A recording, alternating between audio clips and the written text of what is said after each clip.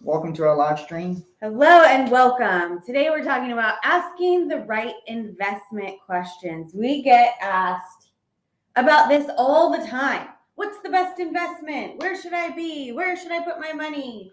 And so this whole week we've been talking about a series of asking the right questions. We talked about asking the right money questions, asking the right life insurance questions, and today we're talking about asking the right investment questions.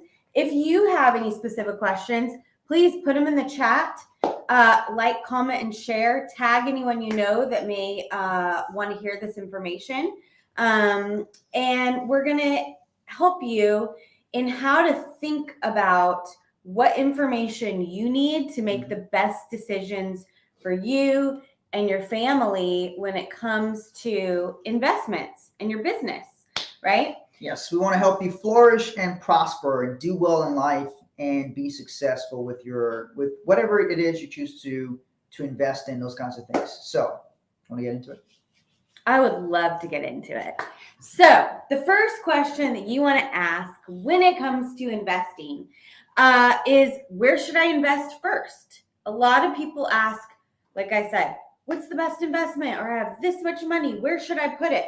But the thing is, we need more information about where you are and what your financial goals are before we can even tell you what the best investment is. Okay? We have a combined 22 years experience in the financial industry. We have a financial consulting and investment agency. So we work with a lot of clients in helping them design customized financial plans, investment plans for where they are now and where they want to be. Mm-hmm. So if you're looking for help in, where should I invest, then you want to listen up. So a couple of things you need to know when it comes to that. A lot of times people say, I want to, where's the best investment or what should I invest in? What they're really asking is, what asset should I buy? That's what they're really asking. What asset should I be buying? Sometimes it's just like a blanket statement. It just kind of generally asks this.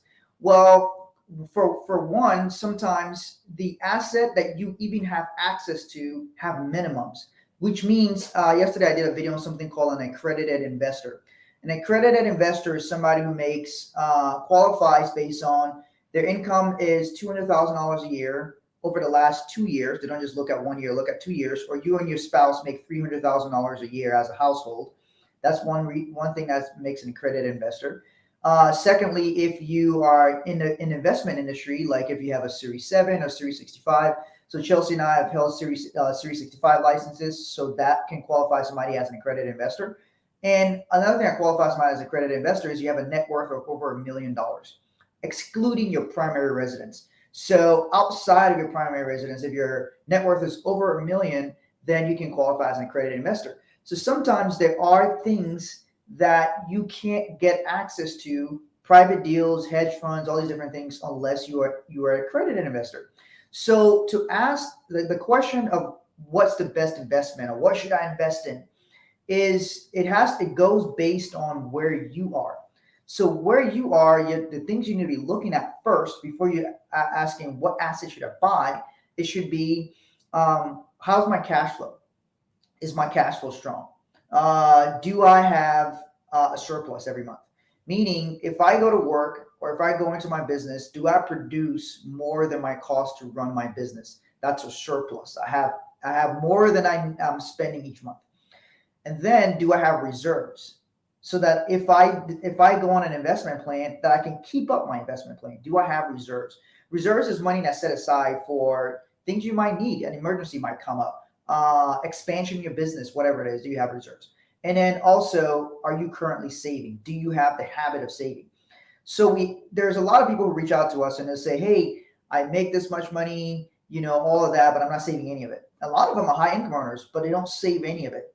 So the first thing is that person needs the discipline of saving, means they don't have some organization yet. So what they need to invest in first might be in their own education. They might need to invest in their business to streamline it. They might need to invest in hiring people that can help shoulder some of the responsibilities so that they can expand. They may need to do lots of different things before they start investing in assets. So they got to make sure the cash flow is strong. They got a surplus. They got reserves. They're currently saving. If I see that with somebody, then I'm like, okay, this person's ready to invest in assets. If they don't have those things in place, they're probably not yet ready to be investing in assets, because if you start buying assets and you have a major emergency, what happens to your investment plan? Now you have to stop your investment plan so you can go handle the emergency. Whereas if you already have reserves, you're like, okay, I can keep on my plan and I can pull from my reserves to handle this emergency. So if you're still trying to handle those pieces before you're actually ready to invest in other assets, reach out to us, because we have resources that can help you organize your finances, learn what makes up your financial house, how to strengthen it, how to make sure you have those foundational pieces in place to get you in a position to be ready to invest in assets. Then once you have those pieces in place and you're ready to look outside of yourself and your business, if you're a business owner, here are some key things to think about when it comes to what should I invest in. Is number one, what are you interested in? And number two, what do you know about? So a lot of people look at where the hype is and where everyone's talking about crypto, or maybe it's stocks, or maybe it's real estate. Those are all like popular things that people talk about wanting to invest in and investing in. There's nothing wrong with investing in those things. But if you know nothing about crypto, if you know nothing about stocks, if you know nothing about real estate, you should not be investing in it.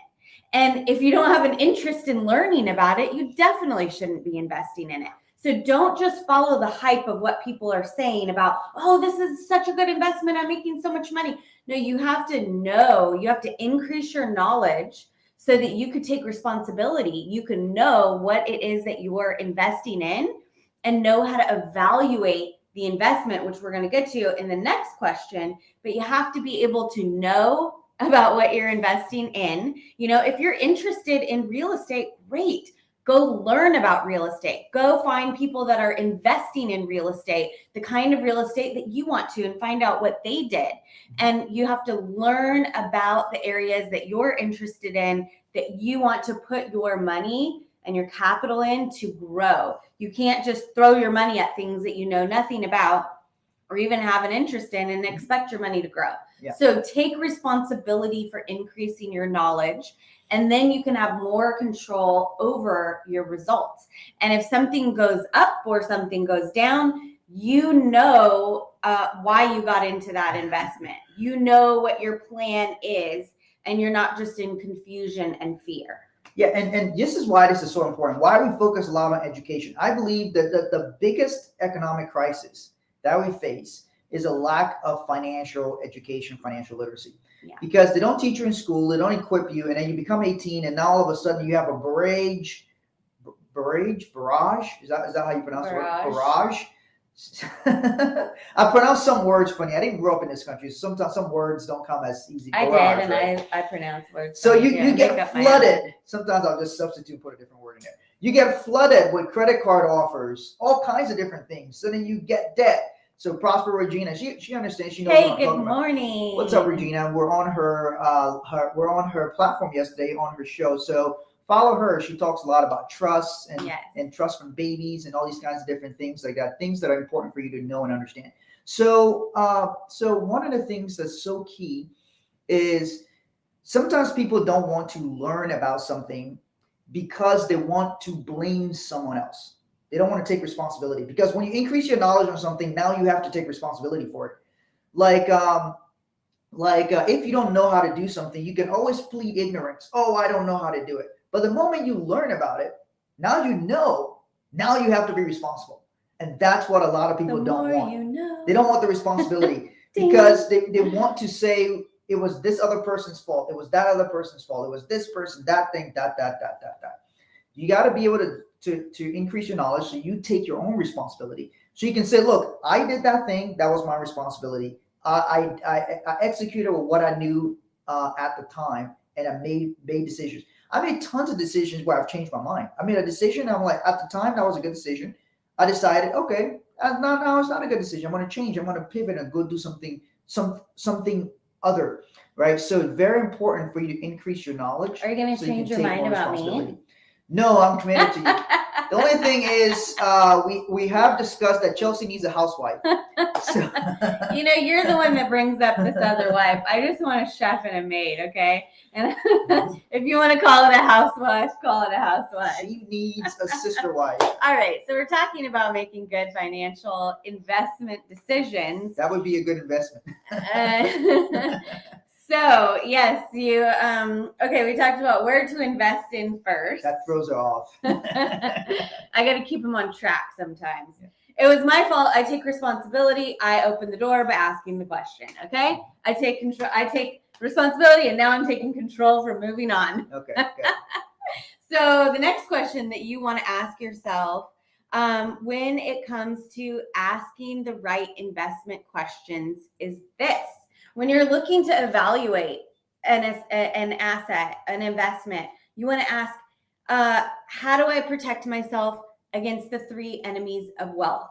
So first, you got to know that there are 3 enemies of your wealth, okay? There is taxes, inflation, and market risk. So anytime you're looking at an investment, we talked about making sure that you have some knowledge about an investment that you're looking at and making sure you have some interest in it as well.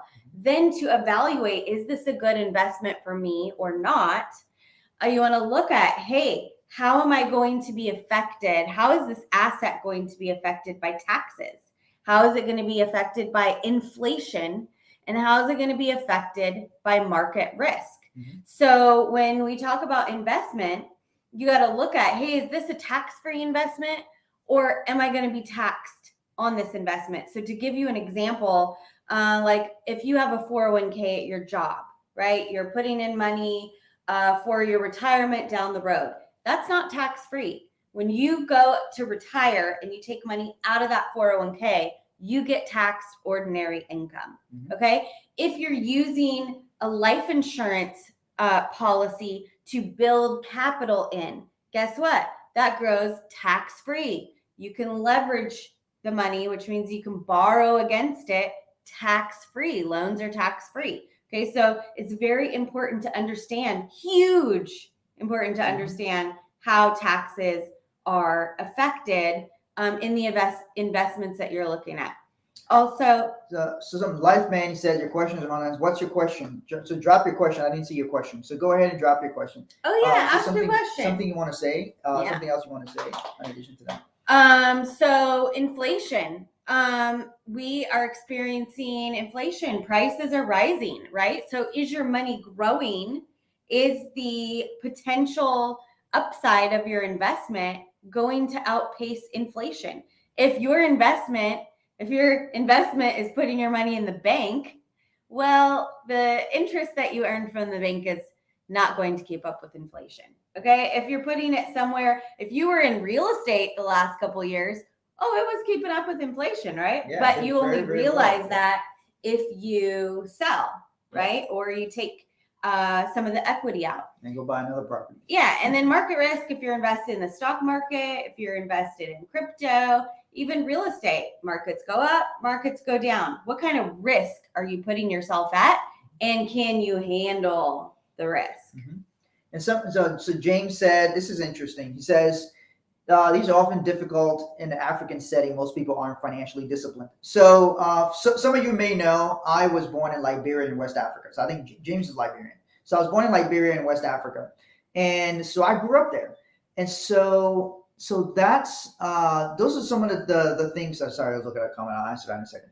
So the thing is, in Liberia and West Africa, and in a lot of countries in West Africa, the people don't have a lot of money themselves. So I don't know if you're talking about people in Africa or Africans that live here in America, who immigrated from there here, or if you're talking about African Americans, people who, Black Americans who were born here. So be a little bit more specific, and then I can properly answer some of it. But in Africa, a lot of people don't have money, so they don't have anything to really be disciplined with. You have some people with some money, and you have people with not a lot of money. Liberia, where I was born, the last 2 to 3 years in a row has been rated the poorest country in the world based on the average income earned per worker, per citizens. Poorest country in the world. We've had war, we've had Ebola, we have all kinds of yada, yada, yada. all kinds of different things. Then you have a lot of corruption. So you have a bunch of people who are stealing money, and you have a bunch of people who have no money. And so then you have that. And then you have in America, Africans who come here to America, like me, born in Africa, make my way to America. We have relatives in Africa that we support, that we have to send money back, billions of dollars. Ordinary Africans working here, sending billions of dollars back home to Africa to support people, to help family members, to support them. Without that money going back, some of these people will not even be able to survive. So understand, so you have that. In African settings, if you're in Africa, it's not necessarily that I think personally they're financially undisciplined. I think a lot of them just don't have money, don't have a lot of money. So what's the other yeah, question on that? so your suggestions are for your country policies, or are they for international policies? So the financial principles that we teach are universal. Like they apply, what makes up your financial house. These are core principles that anyone can apply in any country. But then like when we're talking about specific financial products, services, then those specifically, like our business, we're licensed for products and services in the US. But the financial principles, also when we talk about the enemies of your wealth, taxes, now there may be different tax laws and policies in different countries, but those definitely affect people all throughout the world. And then inflation, all countries can experience inflation, and also market risk. You can invest in real estate internationally. You can invest in the stock market internationally, crypto market, all different types of investments. So the core principles that we teach, they apply universally. But then, if you become a financial client of ours, our courses apply to everyone. But if you are a financial client, let's say like life insurance or retirement strategies or things like that, then we are specifically licensed to operate in the US for that. And there may be different laws and policies as far as when it comes to life insurance policies and things like that. The reason for that is every country has different tax laws and different things. So financial products are created specifically for that country to comply with their tax laws and their regulations. So it's why a policy like life insurance policies, for example, are not necessarily international. There are international clients, meaning they live in another country, but they have assets in America. Usually in that case, the person has some significant assets in America. They have to have assets worth a certain amount. And then they're considered a foreign national, which means they have property and assets here. And so they have a special visa in order to live here and operate here. And then they're able to get certain policies here, but they're a foreign national. So those are some of the ways. Like, for example, a lot of Chinese people want to get money out of China and invest here in the US. Some Africans want to be able to do that. Sometimes those countries have restrictions on how you can move money outside of the country. So there's all kinds of international laws and different things that impact that. If you have a specific situation where you live in another country or you have assets in America here, feel free to reach out to us and let us know your specific situation. That way it's answered specific to you versus just a general answer whereas we may not know the context in which is being asked. So one of the ways that we help our clients to invest and build wealth that protects them against these three enemies of your wealth is that we teach our clients how to buy real estate using life insurance, how to use life insurance to buy real estate. So it's one of the strategies that protects you from all of these enemies of your wealth. And it also helps to build and strengthen your foundation of your financial house by pairing it with life insurance. And real estate is an asset that you can create cash flow, ongoing cash flow. And so a lot of people like these two strategies, and we've paired them together. And we help a lot of our clients do this. So it's something that a lot of people are very interested in, have asked us about this, want to learn about it. There's a lot of confusions about how it actually works.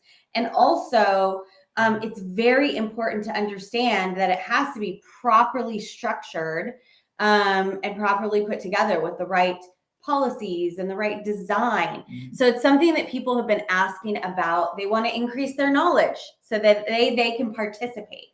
And so tomorrow we're doing a training that breaks this down, exactly how to use life insurance to buy real estate. And so we're doing a free training tomorrow. It's at 12 p.m. Eastern. And if you'd like to register for the event, it will not, we are not streaming this live. This is going to be on Zoom. So you have to register to be able to participate in this. We won't be on Instagram, we won't be on YouTube, we won't be on Facebook. It will be a private event. So if you want to be a part of that, you can go to 6buildingblocks.com/life, 6buildingblocks.com/life. The training is free, but it will not be live streamed. So you must register if you want to be a part of it. And if you have any questions, feel free to reach out. Yes, thank you, Regina. What's up, Gerald? What's up, Regina? Yeah, send us a DM as well. How long do I need my life insurance policy before I could use it to invest? It really depends. Depends on, first of all, you need to have the right type of policy. It depends on how much you funded into it, and it depends on how it's designed. So there's, go ahead. So I'll give you an example. We have a lot of clients who flip properties. So recently a client takes some money. He has money already that he's accumulated. So he's already been saving money in his bank account. So he saved that money already. He's been using that to buy properties. But every time he takes the money out of his bank account, that money's no longer in his bank account anymore, earning any interest. Doesn't earn a lot of interest, but it may earn something. So he takes that, he places it inside of a life insurance policy and takes a loan against a big majority of that money. So the money stays in the policy earning interest. He can take a loan against it the next week after he puts it into the policy. So sometimes there's a confusion on this that people think they buy a life insurance policy with the death benefit, meaning they buy a policy that will pay, $500,000 or $1 million when they die. And sometimes they confusingly think they will just buy this policy and borrow against a death benefit. That's not what we're doing in this scenario. A lot of times that's a term policy they're buying. We'll cover the differences between the different types of life insurance policies. So the person is generally funding a lump sum into the policy and they're borrowing against it typically the next week. This is somebody who already has some capital and they're using this to flip properties, or they're using it to be a private lender. Sometimes people they lend money privately. They lend money to people who flip properties, those kinds of things.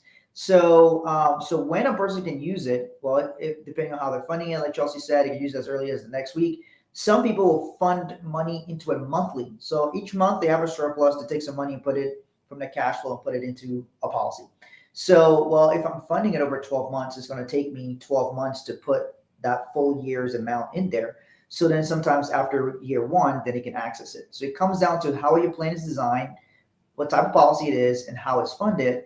And then now it tells you the access. But that's a common question we get all the time. We'll answer all of that we'll go over and show examples and scenarios on our training that we'll do tomorrow. And some people may just want to use it for retirement. Mm-hmm. And so it's really important that it's designed properly, because if you're looking to leverage your life insurance policy to invest in something like real estate or whatever, but it's designed to use for retirement and not use for 20, 30 years, then that's going to be a problem. So it's really important that it's designed properly, and not just any life insurance agent can design these policies or even know how. So if you have any interest in learning how to use life insurance to buy real estate, make sure you register for our free event tomorrow, 6buildingblocks.com/life. And really quick before we wrap up here, there's a video on my page where I show how by using this strategy in combination with your retirement account, it can result in more tax-free income. So I'll screen share this. It's on my Instagram page.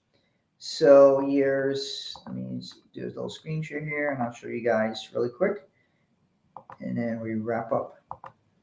And for those of you on Instagram, you can look on his page and you can see what video he's talking about. And also, if you guys haven't subscribed to our YouTube page, Anytime we do screen shares for our live show, you can see it there on YouTube. So when we're done with this, make sure you go to our the link in our bio, and you can subscribe to our YouTube page, and you'll get notified when we go live. Yes. So over here it says it's a video that says tax-free can result in $32,000 more retirement income per year. This was a scenario for a client that we put together because the client was concerned about future taxes and tax increases. So they're like, okay, how can I minimize one of these enemies of my wealth? So we built a plan that will work in conjunction with the traditional retirement account to produce more income for them. And I show in that example how it can result. That's per year, $32,000 more retirement income per year, because some of their money will not be taxed. So if some of your money's not taxed, then you definitely are receiving more money. So there you go. All right, guys. Thank you for watching. Make sure to go to 6billionblocks.com/life and get registered.